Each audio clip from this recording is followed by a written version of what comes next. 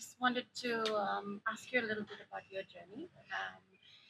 First of all, can you introduce yourself and the organization that you work Thank you. My name is Casper Joseph Fasala. I have three names. My parents thought that naming me Casper because they learned from the Bible that I would be one of the wise men from the East. Joseph is because they know that Joseph is a good spouse to Mary, and they thought that if I name Joseph, I'll be a helpful person to a mother. And Fasala in Solomon Islands means give it all.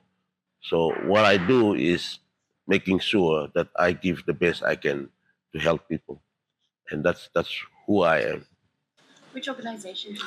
I currently serve as a chief executive officer for the National Disability Forum, a member to the Pacific Disability Forum based in Suva, Fiji, and of course linking in the global sense. We are linking with the Commonwealth Disabled People's Forum in London. Yeah. How important is this conference for your organization and the people that are living with disability?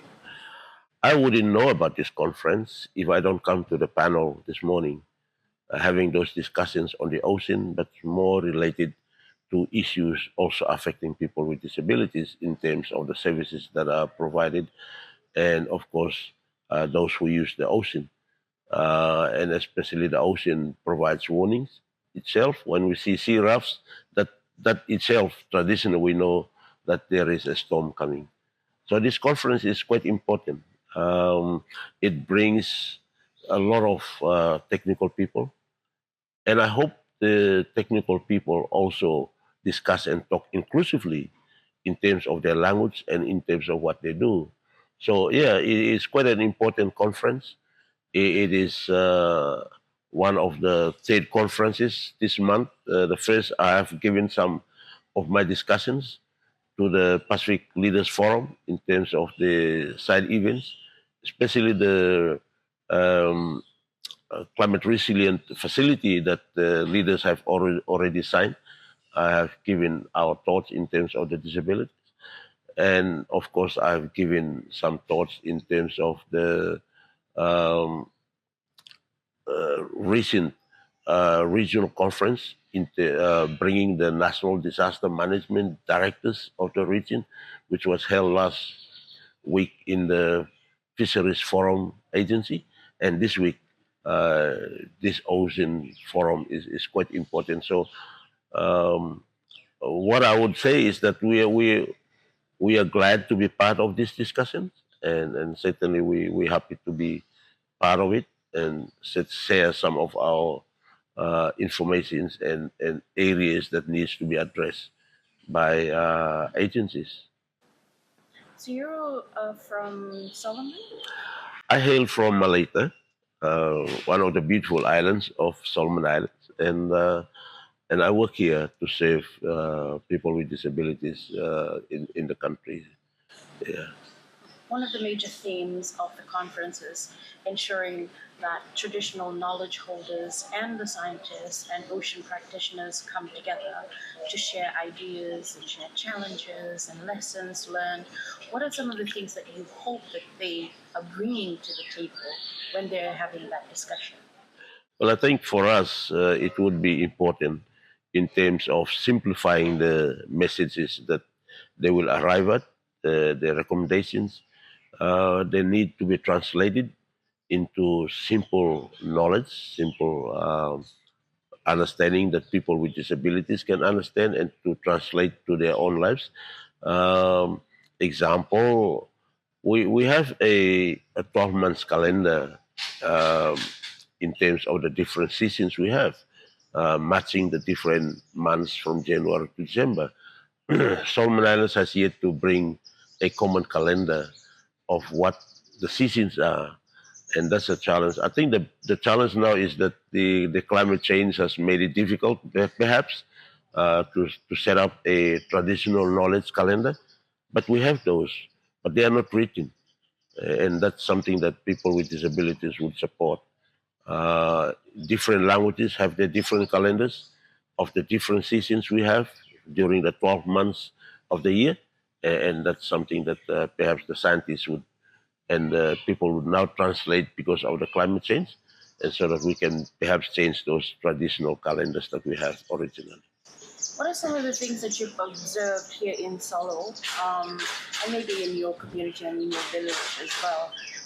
Like the marrying of both, like maybe science tools or knowledge with traditional knowledge. Yeah, one of the things that people along the coastal are now knowledgeable about the sea rise, that the climate change and the ocean has been so unfriendly about, which is uncontrollable.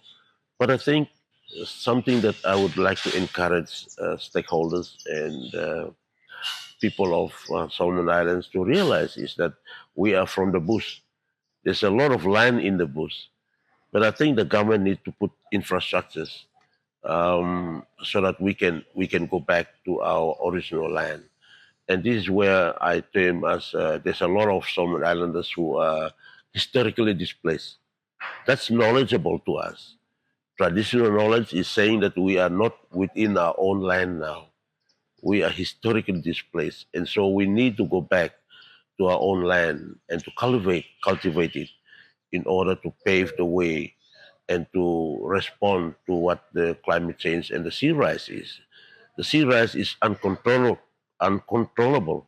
It is us human beings that we need to control us.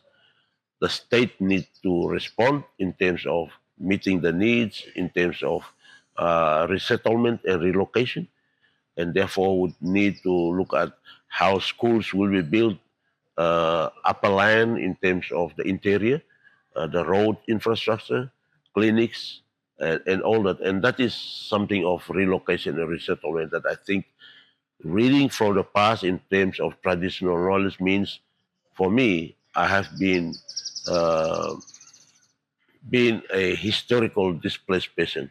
So I need to go back to my where the land is and my identity is. Where And is that?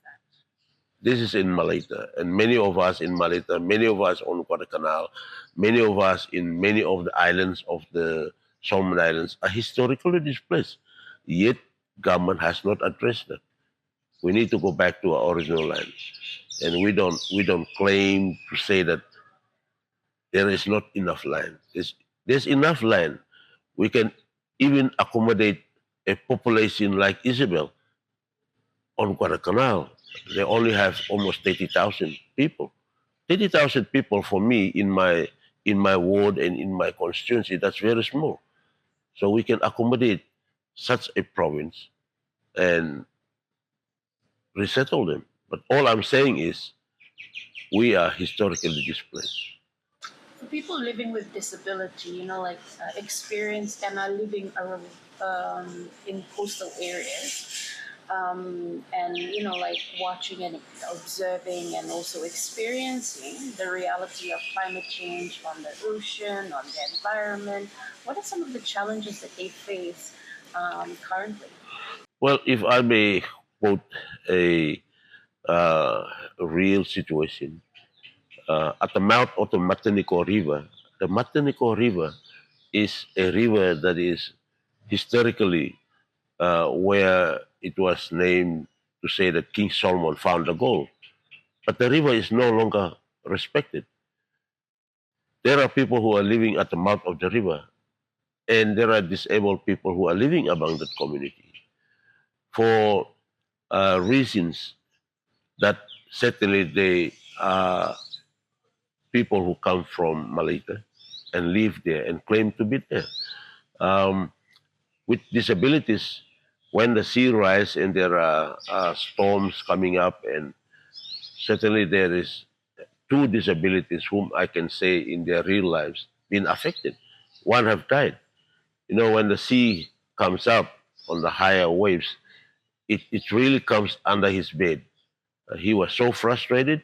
He told his parents to build a house and to rehome them where they could live safely. He saved some money, but he was so frustrated. The family couldn't respond positively. So with that created his frustration. He lost his life. He's someone on a wheelchair. There is another, and that's a male.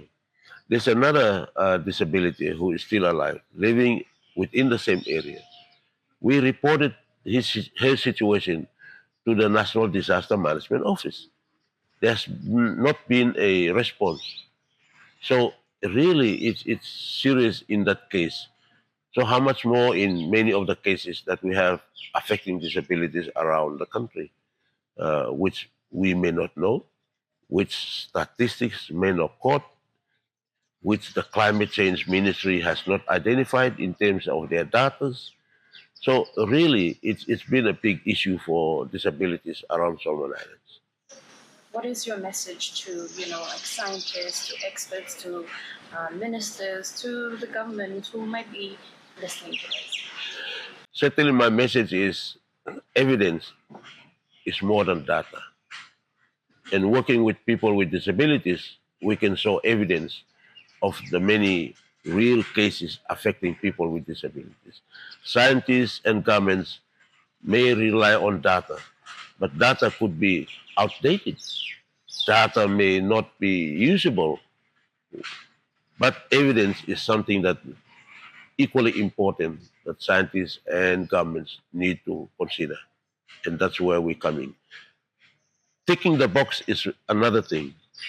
There's a lot of discussions, a lot of talk that certainly government, uh, communities, especially the NGOs are saying, yeah, we're doing this for disabilities. Certainly, those are simply ticking the box. Translating information in terms of real programs, activities would be best to suit people with disabilities, not only for Solomon Islands, but of course for the Pacific region. And for the people of the Pacific, what do you have? People of the Pacific, um, my take now is that the Leaders Forum has created high expectation of the Pacific Resilient Facility, and I think that is what the people of the Pacific are looking forward for. And I hope that the government of the Pacific region would invest more money into that facility and to allow people with disabilities, indigenous people, women, youth, and of course men alike to access those fundings and not creating another bureaucracy and set high expectations in terms of the criteria, but to be genuine with the issues of climate change and to respond to it more positively through that facility. So I think that is my message. Thank you very much.